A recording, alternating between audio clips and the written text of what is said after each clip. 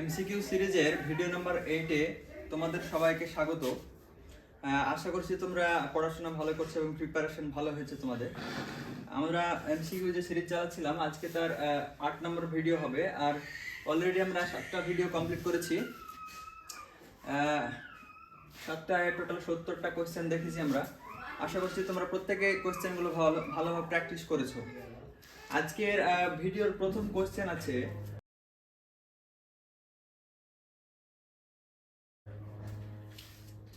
P টাকার 6 মাস অন্তর দেয় বার্ষিক 12% চক্রবৃদ্ধি সুদের হারে এন বছরের সমূল চক্রবৃদ্ধি কত? অপশনগুলো দেওয়া আছে।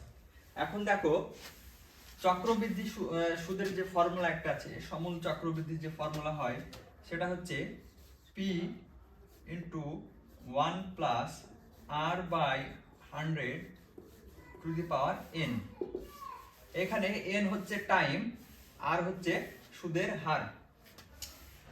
এই ফর্মুলাটা আমরা ইউজ করি কখন? যখন বছরে সুদ একবার দেওয়া হয়, বছরে সুদের হার যখন একবার হিসাব করা হয় তখন আমরা এই ফর্মুলাটা ইউজ করি। কিন্তু কোশ্চেন আমার বলা আছে পি টাকার 6 মাস অন্তর দেয় বার্ষিক সুদ বলেছে 12%। তাহলে 6 মাস অন্তর যদি সুদ হিসাব করা হয় তাহলে এক বছরের সুদ দেওয়া হচ্ছে দুবার। তাহলে আমাদের ফর্মুলাটা একটু চেঞ্জ হয়ে যাবে। এখানে n এর জায়গা হয়ে যাবে 2 ইনটু n, মানে বার্ষিক যবার সুদ হিসাব করা হবে তত দিয়ে n কে বা টাইম কে মাল্টিপ্লাই করতে হবে। এখন আমাদের রেট অফ ইন্টারেস্ট বা আর যেটা দেওয়া আছে সেটা আছে 2r%। তাহলে আমরা ফর্মুলায় কি করব? এখানে আর এর জায়গায় লিখবো আমরা 2r। বাস, আমাদের ফর্মুলা রেডি হয়ে গেল। এবার আমরা এটাকে একটু সহজ করে নেব। এখান থেকে আমরা পাবো p ইনটু 1 প্লাস, দেখো এখানে আর 2/100 আছে, এখানে 2টা যদি আমরা কেটে দিই 2, তাহলে এখানে নিচে হয়ে যাবে 50। তাহলে এখান থেকে আমরা পাচ্ছি p ইনটু 1 প্লাস r/50 পাওয়ার হচ্ছে 2n। তাহলে এই অপশনটা আমরা পাচ্ছি অপশন ডি তে। তাহলে ফাইনাল অ্যান্সার হয়ে যাচ্ছে option D, p into 1 plus r/50 পাওয়ার হচ্ছে 2n। দেখে নিচ্ছি আমরা নেক্সট কোয়েশ্চেন। আমাদের কোশ্চেন নাম্বার 2 বলা আছে sin 12 degree minus cos 78 degree এর সরলতম মান হলো কত? এখন দেখো বলা আছে sin 12 degree minus cos 78 degree. এখন sin 12 ডিগ্রি যেরকম ছিল সেরকম রাখলাম। cos 78 মানে আমরা লিখতে পারি cos 90 ডিগ্রি মাইনাস 12 ডিগ্রি। 70 জায়গায় লিখলাম আমরা 90 মাইনাস 12। তাহলে এখান থেকে আমরা লিখতে পারি sin 12 ডিগ্রি মাইনাস, দেখো cos 90 minus theta is equal two আমরা বলতে পারি cos 90 minus theta is equal two বলতে পারি sin থিটা। তাহলে এখানে থিটা হচ্ছে 12 ডিগ্রি, তাহলে cos 90 মাইনাস 12 এটা মানে আমরা লিখতে পারি sin 12 ডিগ্রি। দেখো তাহলে আমরা পেলাম sin 12 degree minus sin 12 degree, তাহলে একই টার্ম মাইনাস হচ্ছে, তাহলে এখানে আমাদের অ্যানসার হয়ে যাবে 0। তাহলে যেটা আমাদের বলা আছে এর সরলতম মান হয়ে গেল 0। আমরা পাচ্ছি অপশন এ তে। দেখে নিচ্ছি আমরা পরবর্তী কোশ্চেন।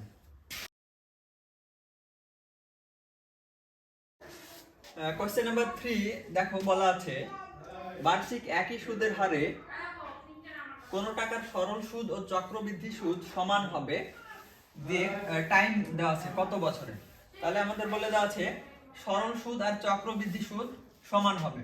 এখন যদি আমরা আসল পি ধরি, আসল যদি পি হয় আর টাইম যদি আমরা টাইম বা সময় যদি আমরা টি ধরি, তাহলে এখান থেকে আমরা কি লিখতে পারি? সরল সুদ যেটা হয় I is equal to PR/T/100। এখানে আমরা সুদের হার ধরে নিলাম r পার্সেন্ট। এখন চক্রবৃদ্ধি সুদের ফর্মুলা আমরা জানি, সুদ আসল যেটা হয় এটা হয় P ইন্টু 1 প্লাস r/100 পাওয়ার হচ্ছে t। এটা হচ্ছে সুদ আর আসল, এখান থেকে আমাদের শুধু সুদটুকু দরকার, তাহলে আসলটা মাইনাস করে দিলাম। তাহলে সরল সুদ পেলাম PRT বাই 100, আর চক্রবৃদ্ধি সুদ পেলাম P into 1 plus R by 100 power হচ্ছে T মাইনাস P। কোশ্চেনে বলা আছে এই দুটো সমান, এই দুটো সমান বাক্স, তাহলে আমরা এই দুটোকে সমান করে দিলাম। এখান থেকে আমরা পাচ্ছি PRT বাই 100, P-টাকে আমরা লেফট হ্যান্ড সাইডে নিয়ে আসলাম, plus P is equal to P into 1 plus R by 100 পার হচ্ছে T। তাহলে এখান থেকে লিখতে পারি P কমন নিলে 1 প্লাস RT বাই 100, এখান থেকে is equal to P into 1 plus R by 100 পার হচ্ছে T। দেখো এই যে সমীকরণ পেলাম আমরা, এই দুটো সমীকরণে যে একটা সমীকরণ পেলাম, এখানে যদি আমরা t এর ভ্যালু 1 বসাই, শুধুমাত্র সেই ক্ষেত্রে এই সমীকরণটা সিদ্ধ হবে। তাহলে আমরা পাচ্ছি t এর ভ্যালু 1 হলে সমীকরণটা সিদ্ধ হচ্ছে, তাহলে t = 1। তার মানে আসল সরল সুদ ও চক্রবৃদ্ধি সুদ সমান হবে যখন টাইম হবে 1 বছর, অপশন এ।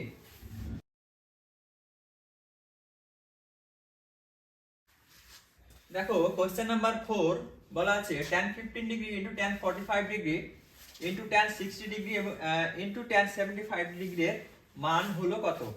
তাহলে এখান থেকে আমরা লিখতে পারি tan 15 ডিগ্রি, দেখো আর আমরা লাস্টে আছে tan 75 ডিগ্রি। এখন tan 75 এটা ইকুয়াল টু লিখতে পারি আমরা tan 90 মাইনাস 15, এখান থেকে tan 90 minus 15 is equal two আমরা জানি tan 90 minus theta is equal two লিখতে পারি আমরা tan 90 মাইনাস থিটা, এটা ইজ ইকুয়াল টু লিখতে পারি আমরা cot থিটা। তাহলে tan 75 এর ভ্যালু আমরা ফাইনাল পাচ্ছি cot 15 ডিগ্রি। এই ভ্যালুটা আমরা সমীকরণে বসাবো, তাহলে যেটা হচ্ছে আমাদের tan 15 degree into tan 45 degree into tan 60 degree into tan 75 এর জায়গায় আমরা বসাবো cot 15 ডিগ্রি। তারপর এখান থেকে হচ্ছে tan 15 degree into tan 45 degree into tan 60 degree into cot 15 degree মানে 1/tan 15 ডিগ্রি। তোমরা জানো cot থিটা মানে 1/tan থিটা হয়। দেখো তাহলে ফাইনালি আমাদের tan 15 আর এই tan 15 কেটে যাচ্ছে, তাহলে আমাদের পড়ে থাকছে tan 45 ইনটু tan 60 ডিগ্রি। এখন আমরা tan 45 আর tan 60 এর মান যেটা হয় সেটা বসিয়ে দিলে আমাদের ফাইনাল आंसर পেয়ে যাব। tan 45 এর মান হয় 1 আর tan 60 এর মান হয় √3। তাহলে মান বসিয়ে আমরা পেলাম 1 ইনটু √3, তাহলে এটা ইকুয়াল হয়ে যাচ্ছে √3। তাহলে যেটা আমাদের বলা আছে সেটার ফাইনাল উত্তর যেটা পেলাম সরলতম মান, সেটার মান হচ্ছে √3, অপশন সি। দেখে নেব আমরা নেক্সট কোশ্চেন। কোশ্চেন নাম্বার 5 দেখো আছে x ভ্যারিয়াস y এবং y ইকুয়াল টু 8 যখন x ইকুয়াল টু 2। তাহলে বলেছে y ইকুয়াল টু 16 হলে x এর মান কত। এখন বলে দেওয়া আছে x ভ্যারিয়াস y, এখান থেকে আমরা লিখতে পারি x ইকুয়াল টু ky লিখতে পারি, যে সমানুপাতের চিহ্ন সেটা তুলে দিয়ে তুলে দিলে আমরা কি কনস্ট্যান্ট ইনটু বাকিটা লিখতে পারি। এখান থেকে লিখতে পারি x by y is equal to k। তাহলে দেখো y এর মান 8 হলে x এর মান 2 হয়, তাহলে এখান থেকে আমরা k এর যেটা ভ্যালু সেটা আমরা পাবো, সেটা বের করে নিব। তাহলে x এর ভ্যালু হয় 2 যখন y এর ভ্যালু হয় 8, তাহলে এখান থেকে আমরা পাচ্ছি k ইজ ইকুয়াল টু 2/8 বা k ইজ ইকুয়াল টু 1/4। 4 দুগুণে 8, k ইজ ইকুয়াল টু 1/4। আবার দেখো এখান থেকে আবার আমরা পাচ্ছি x by y is equal to k বা বলেছে আমাদের y এর ভ্যালু যদি 16 হয় তাহলে x এর ভ্যালু কত? ইকুয়াল টু কি k হবে। এখন আমরা k এর ভ্যালু পেয়েছি 1/4, বা এখান থেকে আমরা x এর মান পেয়ে যাচ্ছি x ইজ ইকুয়াল টু 16/4। তাহলে 4 4 16 হয়, x ইজ ইকুয়াল টু 4। তাহলে ফাইনাল অ্যানসার হয়ে গেল x y is equal two 16 হলে x এর মান হবে 4, অপশন বি। দেখে নিচ্ছি আমরা নেক্সট কোশ্চেন।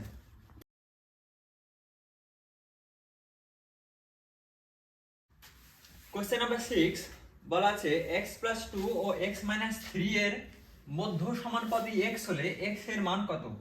তাহলে x প্লাস 2 আর x মাইনাস 3 এর মধ্য সমানুপাতি যদি x হয় তাহলে এখান থেকে আমরা লিখতে পারি x plus 2 is to x is equal to হয়ে যাবে x is to x minus 3। তাহলে মধ্য সমানুপাতি বলে দিয়েছে x, তাহলে আমরা এই আকারে লিখতে পারি। এখান থেকে আমরা কি লিখতে পারি, বা এখান থেকে x plus 2 by x is equal to x by x minus 3।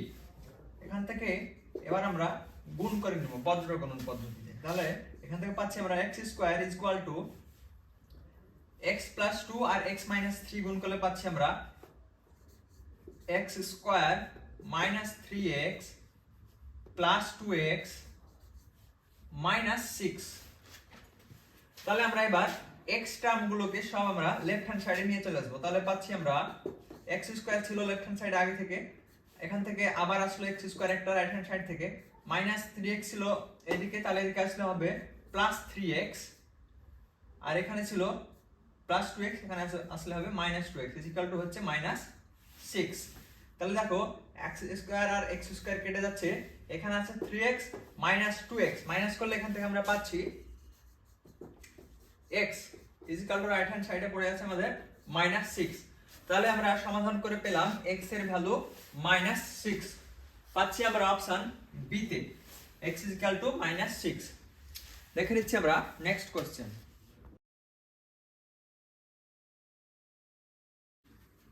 Question number 7 বলা আছে সামেশন xi মাইনাস 4, যেখানে i এর ভ্যালু হচ্ছে 1 থেকে 20 পর্যন্ত, এটা ইজ ইকুয়াল টু বলা আছে 20 হলে x বার এর মান হলো কত? যেখানে x বার মানে কি, x বার হচ্ছে x1 প্লাস x1 x2 এরকম, সরি এখানে x20 পর্যন্ত সংখ্যাগুলোর গড়। তাহলে আমাদের বলা আছে x1 মাইনাস 4, যেখানে i হচ্ছে 1 থেকে 20 পর্যন্ত, এটার সমষ্টি মানে সামেশন দেওয়া আছে 20, সামেশন মানে সমষ্টি যেটা দেওয়া আছে 20। তাহলে এখান থেকে আমরা লিখতে পারি x1 minus 4 plus x2 minus 4 plus এরকম চলতেই থাকবে x20 পর্যন্ত, x20 minus 4 এইগুলোর সমষ্টি বলে দেওয়া আছে 20। তাহলে এটা ইজ ইকুয়াল টু হয়ে যাবে 20। তাহলে এখান থেকে আমরা লিখতে পারি, দেখো 4 গুলোকে যদি আমরা সব বাইরে বের করে নিই তাহলে এরকম আছে টার্ম 20টা টার্ম আছে। তাহলে 20টা টার্ম থেকে 4 গুণিতক 20, তাহলে -80 আমাদের বেরিয়ে আসবে। তাহলে আমরা -80 কে বের করে নিব। তাহলে থাকছে আমাদের x1 প্লাস x2 প্লাস এরকম চলবে x20 পর্যন্ত -80। এই 4 টার্মগুলো আমরা বাইরে বের করে নিলাম। এটা ইজ ইকুয়াল টু বলা আছে আমাদের 20। তাহলে এখান থেকে আমরা পাচ্ছি x1 প্লাস x2 প্লাস এরকম চলতে থাকবে x20 পর্যন্ত, এগুলোর সমষ্টি আমরা পেয়ে যাচ্ছি 80টাকে আমরা রাইট হ্যান্ড সাইডে যদি নিয়ে যাই তাহলে 20 ছিল প্লাস 80 হয়ে গেল আমাদের 100 বা 100। তাহলে আমরা পেয়ে গেলাম x1 থেকে x20 পর্যন্ত যে সংখ্যাগুলো আছে, যে রাশিগুলো আছে, সেগুলোর ভ্যালু পাচ্ছি আমরা, যোগ করলে পাচ্ছি আমরা 100। এখন আমাদের বের করতে বলেছে এগুলোর গড়। গড় মানে আমরা জানি গড় বা x বার মানে জানি আমরা x1 প্লাস x2 প্লাস এরকম 20 পর্যন্ত চলবে, এগুলো যোগ করতে হবে বাই যতটা আছে তত দিয়ে ভাগ করে দিতে হবে। তাহলে বাই 20 হয়ে গেল। এখন আমরা এই যোগফল বা সমষ্টিটা পেয়ে গেছি 100। তাহলে এই জায়গায় লিখতে পারি আমরা 100 বাই নিচে 20। তাহলে এটা কাটাকাটি করলে হবে 5 20 100, তাহলে 5। তাহলে আমরা x বার পেয়ে গেলাম 5, অপশন বি। দেখে নিচ্ছি আমরা নেক্সট কোশ্চেন।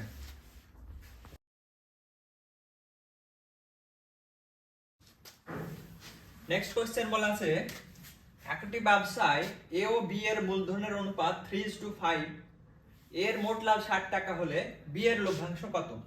তাহলে বলে দিয়েছে এ এবং বি এর মূলধনের অনুপাত 3:5।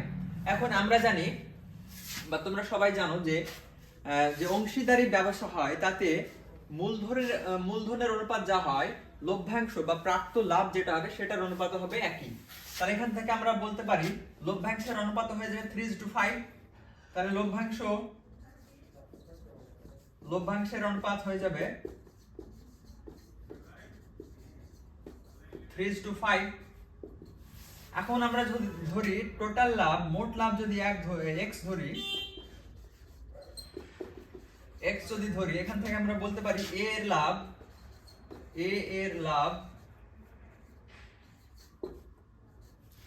সমান x ইনটু 3/8, এটা ইকুয়াল টু বলে দেওয়া আছে আমাদের 60 টাকা। তাহলে এখান থেকে আমরা পাচ্ছি x is equal to 60 into 8, 60 into 8/3। এখন আমাদের চেয়েছে b এর লভ্যাংশ। তাহলে b এর লভ্যাংশ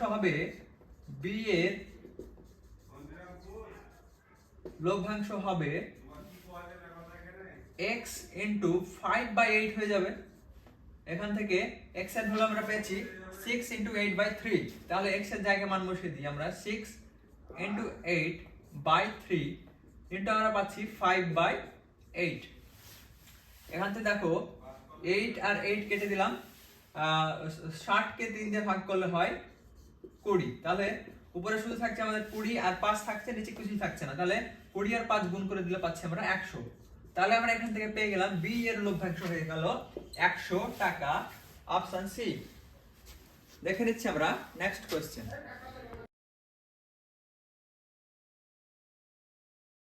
কোশ্চেন নাম্বার 9 দেখো বলা আছে x² + bx + 12 = 0 হল এর বীজদ্বয় a ও b এমন যে a - b = 1। তাহলে এরকম হলে p এর মান কত হবে? তাহলে সমীকরণ বলেছে x² + bx + 12 = 0, এর দুটো বীজ হচ্ছে a আর b। তাহলে আমরা এখান থেকে বলতে পারি বীজদ্বয়ের সমষ্টি a + b = আমরা বলতে পারি x এর সহগ বা x² এর সহগ, x এর সহগ হচ্ছে 1 আর x² এর সহগ হচ্ছে 1। তাহলে শুধু p থাকলো আমাদের। এখন আমাদের বলে দেওয়া আছে আবার কি লিখতে পারি, এখান থেকে বীজদ্বয়ের গুণফল a * b, এটা ইকুয়াল লিখতে পারি কি, এই যে যে ধ্রুবক পদ আছে সেটা বাই x² এর সহগ। তাহলে ধ্রুবক পদ আছে 12 আর x² এর সহগ আছে 1। তাহলে ab বা বীজদ্বয়ের গুণফল হচ্ছে 12। আর আমাদের বলে দেওয়া আছে a - b = 1। আমাদেরকে এখানে p এর মান চেয়েছে। তাহলে দেখো এখান থেকে আমরা লিখতে পারি a + b এর যদি আমরা ভ্যালু বের করি, তাহলে এখান থেকে পাবো a - b তার whole square plus 4ab। a + b whole square = আমরা লিখতে পারি a - b তার হোল স্কয়ার প্লাস 4ab। এখন দেখো a + b আমরা পেয়েছি, a - b ও পেয়েছি, আর ab যে ভ্যালু সেটাও পেয়েছি। তাহলে এখানে আমরা জাস্ট মানগুলো বসিয়ে দেব। তাহলে a + b হচ্ছে p² = a - b হচ্ছে 1, তার মানে 1 এর স্কয়ার প্লাস 4 ইনটু ab মানে হচ্ছে 12। তাহলে এখান থেকে আমরা পাচ্ছি p² হয়ে যাচ্ছে 1 প্লাস 4 ইনটু 12 48 = 49। তাহলে আমরা পেলাম p² = 49। p² যদি 49 হয়, তাহলে এখান থেকে আমরা বলতে পারি p ± 7, যেহেতু 7 হচ্ছে 49 এর রুট। তাহলে আমরা পেয়ে গেলাম p এর মান হয়ে গেল ±7, অপশন সি।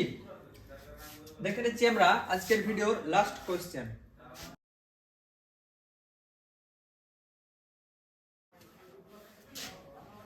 ভিডিওর আজকের লাস্ট কোশ্চেন দেখো বলা আছে 5 minus root 3 into root 3 minus 1 into 5 plus root 3 into root 3 plus 1 এর মান কত?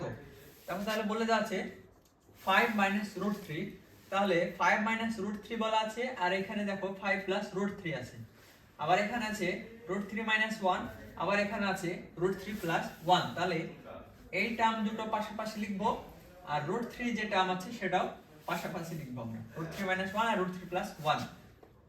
তাহলে ওখান থেকে পাচ্ছি আমরা 5 minus root 3 into 5 plus root 3, আর আছে আমাদের root 3 minus 1 into root 3 plus 1। তাহলে দেখো এখানে যদি আমরা 5 কে a R root 3 K b ধরি, তাহলে a minus b into a plus b আকারে আমরা পেয়ে যাচ্ছি। সেই রকম একই ভাবে root 3 কে যদি আমরা a ধরি আর 1 কে যদি b ধরি, তাহলে এখানে root 3 minus 1 মানে a minus b, এখানে আছে এবার root 3 plus 1 মানে a plus b। তার মানে দুটো জায়গায় আমরা পাচ্ছি a minus b into a plus b আকারে। তাহলে এটা ইকুয়াল টু আমরা জানি a square minus b square. তাহলে আমরা এই দুটো টার্মের জায়গায় আলাদা করে লিখে নেব। এটা হচ্ছে 5 minus root 3, 5 square minus root 3 এর স্কয়ার, এটা একটা হচ্ছে। আর একটা হচ্ছে root 3 minus root 3 এর স্কয়ার minus 1 এর স্কয়ার, এর দুটো টার্মের গুণফল পাচ্ছি আমরা। এখন দেখো 5 এর স্কয়ার মানে হচ্ছে 25 মাইনাস root 3 এর স্কয়ার হলে 3 হবে, ইনটু এখানে আবার root 3 স্কয়ার আছে মানে 3 হবে, মাইনাস 1 এর স্কয়ার হবে 1। তাহলে এখানে দেখো আমরা পাচ্ছি 25 থেকে 3 বাদ দিলে হচ্ছে 22 ইনটু 3 মাইনাস 1 করলে হচ্ছে 2। তাহলে আমরা পেলাম 22 ইনটু 2 মানে 22 ইনটু 2 করলে হয় 44। তাহলে যে দেওয়া ছিল যেটা আমাদের, তার মান, প্রকৃত মান আমরা সরল করে পেলাম 44, অপশন সি। তাহলে আজকে ভিডিওতে আমরা 10টা কোশ্চেন কমপ্লিট করলাম। আশা করি তোমরা কোশ্চেনের সলিউশনগুলো ভালোভাবে বুঝতে পারছো, এবং সলিউশন বুঝতে যদি কোনো অসুবিধা হয় অবশ্যই তোমরা কমেন্টে জানাবে। ভিডিওগুলোকে অবশ্যই লাইক করবে, চ্যানেলটাকে সাবস্ক্রাইব করে রাখবে। আর ভিডিওগুলি তোমাদের মতো যারা 2024 সালের মাধ্যমিক পরীক্ষার্থী আছে, তোমাদের যারা সহপাঠী, তাদের কাছে অবশ্যই শেয়ার করবে। ধন্যবাদ।